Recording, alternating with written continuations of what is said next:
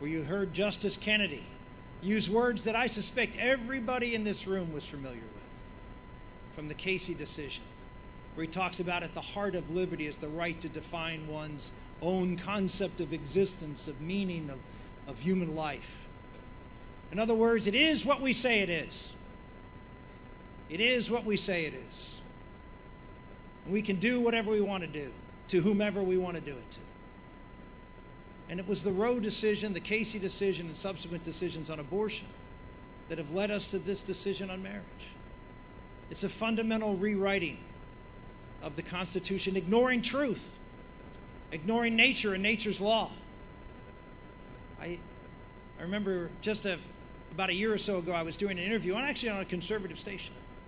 And I was sitting there with a reporter, and they were introducing me as nicely as Darla just did, and then finally, at the end of the introduction, he looked at me and he said, and Senator Santorum believes that life begins at conception. And I stopped and I said, no, I don't.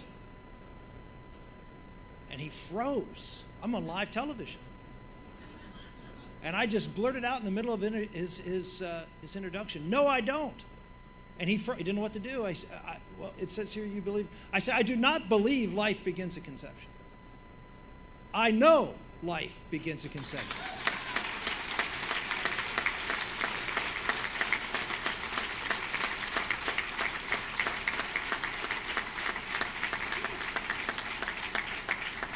This is not a matter of debate.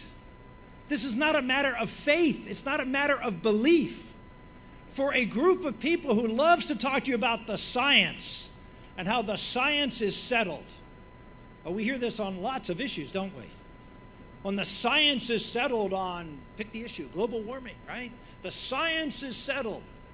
Yet on the most fundamental issue of science, life, the most fundamental issue, the one that is knowable and has been for a long time, they refuse to accept science. They refuse. So anytime you hear about the science is settled, anytime you hear someone say, oh, the science is settled, just say, okay, well, let's start with what we know the science is settled on. And that is that every child at the moment of conception is both living. Why? That embryo is metabolizing, therefore defined living, and it is genetically completely human, therefore human, living, human life, a baby at that moment of conception.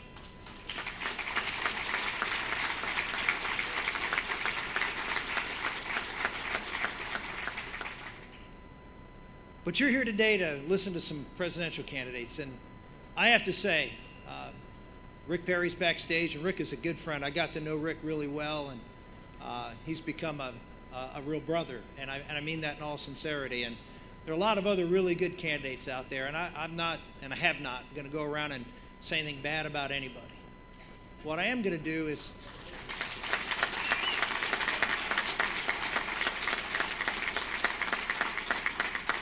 I know from my personal experience the media will do a good enough job on that without my help.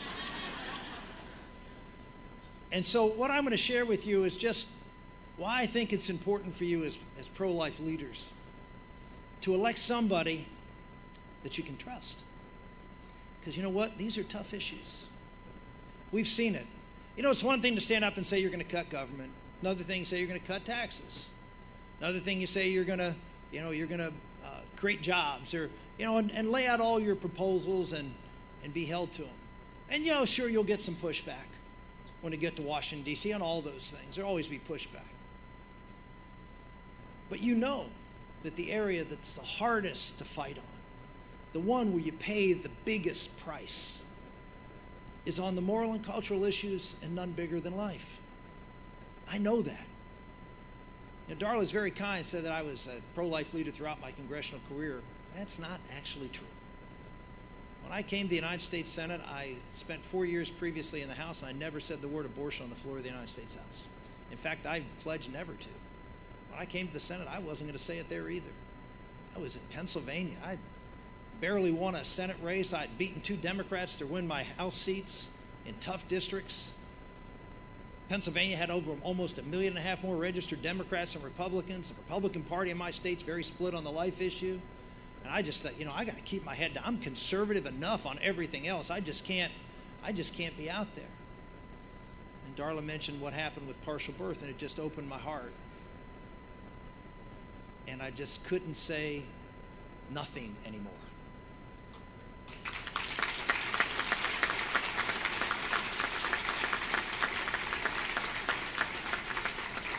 And so I went from vowing never to say a word to managing the bill overriding President Clinton's veto within a year.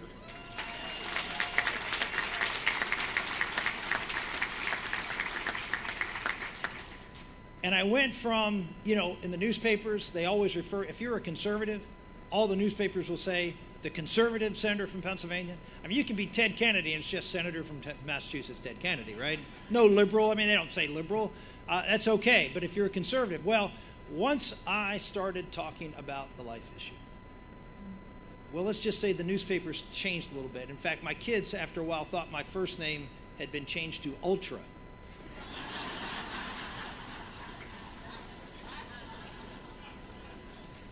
Because you get labeled. You get labeled as the extremist, right? You're the ultra-conservative. This is a point that needs to be made. It's one thing to be pro-life. I was pro-life for 4 or 5 years. I went along my merry way. Press beat me up, but you know what? But if you stand up and you fight, if you actually rear your head up and you take leadership, not just go along if you're a governor and sign a bill, not just a senator if you vote for a bill, but if you actually are the identified leader on that issue, you pay a price, ladies and gentlemen. I know. You pay a price. And when it comes to leadership in Washington, D.C., there are plenty of leaders who on these issues will sit back and let someone else take the charge. Because if you do stand out there, you're going to be put over on that fringe of the Republican Party, of the conservative movement. It happens. It happened to me in the last election. Everyone, Rick Santorum, he's that pro-life candidate. He's that social conservative candidate. Now, my record on economic issues and foreign policy issues, I'll stack up with anybody in the field, but because I led on this, and very few do, you get labeled, and you get put over there at the kids' table by the media. I'll never forget during the campaign, I was doing a manufacturing event, and I finished the event. I'm working the rope line, and a reporter comes up and asks me a question on abortion. I answered the question, and later on asked me a question on marriage, and I answered that question, and then another question on another social issue and on religious freedom. And then at the fourth question he asked, he says, "Why do you always talk about social issues?" That's not a joke. That's a true story. And the headline was Rick Santorum stumps on abortion. Okay? This is something you have to understand. That anybody you put in a position of leadership, particularly in Washington, D.C., if they are not used to the heat in this kitchen, do not put them as the chef, particularly as the chief chef.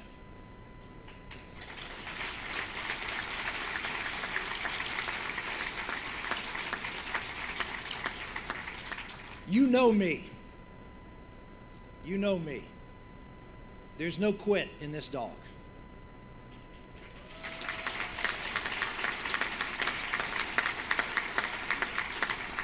And we're at a critical time in our country's history where, as Justice Scalia said in his dissent in this most recent case, we have reached a point in America where the will of the people is subjugated to an oligarchy of 9 lawyers, and that is no longer a democracy.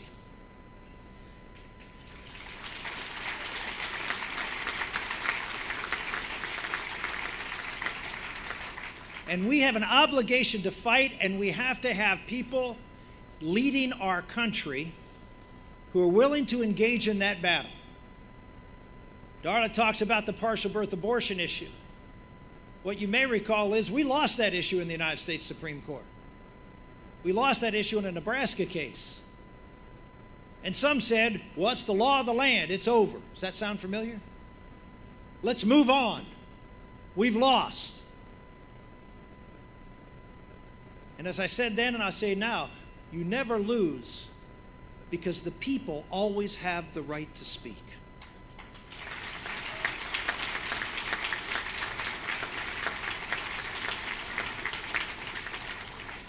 And they will, as we did.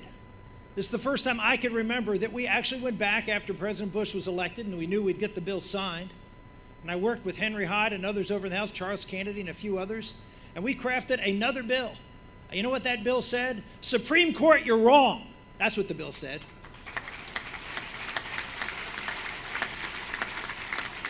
When did it become the law of the land that the Supreme Court has the final say on anything?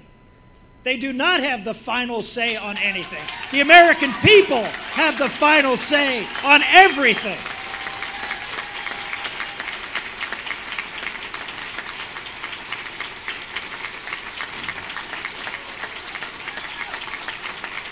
That's the country I live in. Is that the country you live in?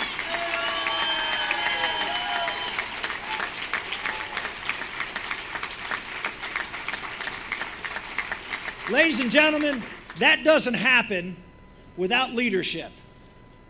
That does not happen without leadership. I'll close, because I'm sure I'm over my time. I'll close with a story. Don't encourage me. I get a few amens and I'm good for another half hour.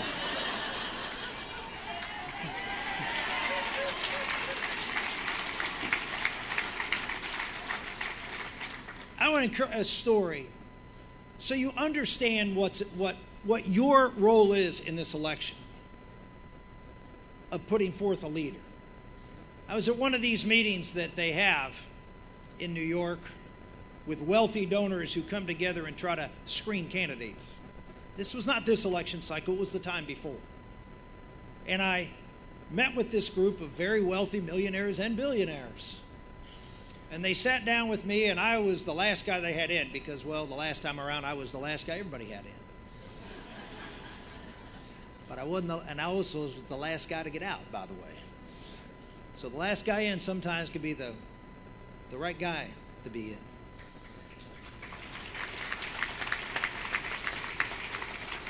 And so they interviewed me, and like I said, they had everybody else in before me, and they asked me a question, and it was on abortion.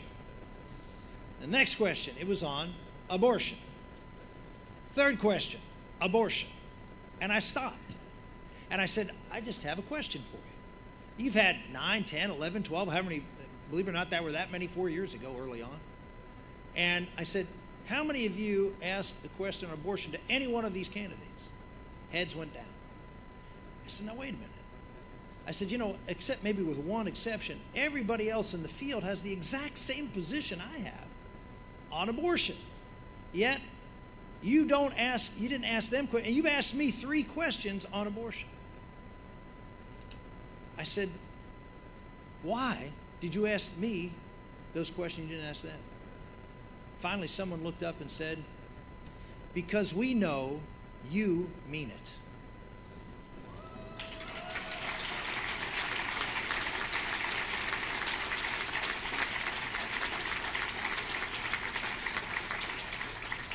This is not a time for the faint of heart.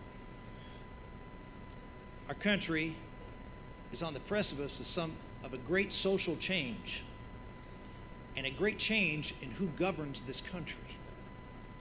And whether we are a government of men and laws and of a constitution that actually means what it says, or whether we're elite few will dictate to us how to run our lives and what our rights and responsibilities are. We're here, and it's now. People ask me all the time, why are you doing this? I mean, you made a good run last time. You did well. You can go off and say you did your thing. You got 7 kids. You got a little girl who, thanks to your prayers, is doing great. But she needs 24-hour care. She's a special needs little girl. And here you are in New Orleans. Why are you doing this? Because when my dad came over to this country and bequeathed me the greatest country in the history of the world, I couldn't look at his grave and say that it was under my watch that we lost this great country. Ladies and gentlemen, it is our watch. You can look at me and say, oh yeah, Rick or any other person who's coming up here, oh, go get him. No. No. It's us. My favorite story is about G.K. Chesterton. Many of you may know Chesterton, who was around about 100 years ago and was a great social critic in London. He was asked by one of the liberal tabloids in London to write an op-ed entitled, "What's Wrong with the World?" They thought they would have him go and put his conservative traditional values out there in front of the London people, and they'd laugh at him. And he said, "Okay, I'll do it." And the very next morning, he submitted this work, and here's what it said. "What's wrong with the world? I am respectfully submitted, G.K. Chesterton."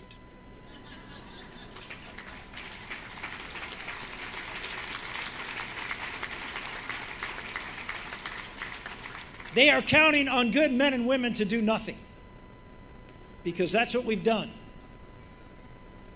They have taken faith out of our schools. They've taken the right to life away from 55 million children. They're destroying the family, the fabric of the foundational fabric of our country, and not just last week, but for 40 years. Our laws and our culture have destroyed the American family. And we have sat like the frog sitting in the pot, thinking, oh, this is still a great country. It is. But one day you're going to wake up and say, maybe you've said it. What happened under my watch in America? So go ahead and nominate somebody that's just going to go along, that's going to give you the lip service and stand up here and say all the right things and never talk about these issues and never work on them because they're just too high risk. And then try to convince yourself that you're trying to make a difference. This is no time for the faint of heart. It's no time for people who give lip service. It's time to make a difference in America. I need your help. I need your prayers. And so does America. God bless you. God bless America.